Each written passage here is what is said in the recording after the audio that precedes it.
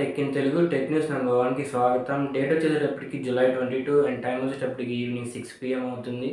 Next న్యూస్కి వెళ్ళిపోదాం. రీసెంట్గా నేను ప్లే స్టోర్ నుంచి 50 యాప్స్ అయితే గూగుల్ వాళ్ళు రిమూవ్ చేయడం జరిగింది. అది మీకు డిస్ప్లే మీద కనపడితే మీరు అక్కడ నుంచి చూసుకోవచ్చు. మీరు ఏమైనా వాడుతున్నారేమో చూసుకొని చేసుకోవచ్చు. లైక్ అవి ఎలాంటివి అంటే message apps, PDF files, keyboard etcetera అలాంటివి.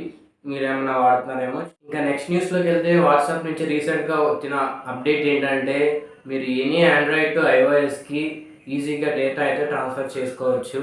అది ఇదివరకు ఉండేది అంటే బీటా మోడ్లో ఉండేది. ఇప్పుడు కానీ అది స్టేబుల్గా తీసుకొచ్చామంటున్నారు.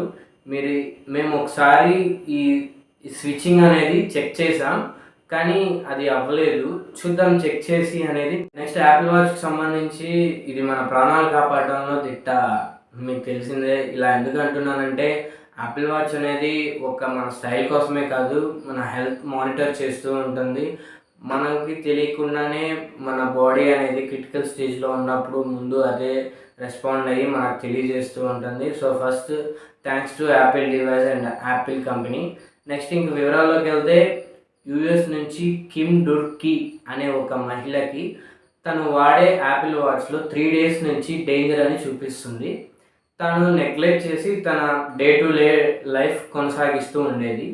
ఇంకా ఫ్యూ డేస్ అయినా కానీ తనకి అలాగే తన వాచ్ డేంజర్ అని చూపిస్తూ ఉండడంతో నెక్స్ట్ డే హాస్పిటల్కి వెళ్ళి చెక్ చేయించుకుంది.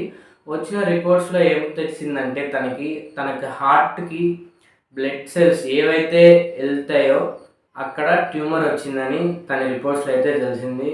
డాక్టర్స్కి వెంటనే తెలిసి రెస్పాండ్ అయ్యి వెంటనే క్యూర్ చేసి తన ప్రాణాలు అయితే సేవ్ చేశారు. అదే తను అలాగే నెగ్లెక్ట్ చేసి పట్టించుకోకుండా అట్లాగే వెళ్తూ ఉంటే తన ప్రాణాలకే ప్రమాదం కదా. So thanks to Apple watch for great technology అని చెప్పుకోవచ్చు.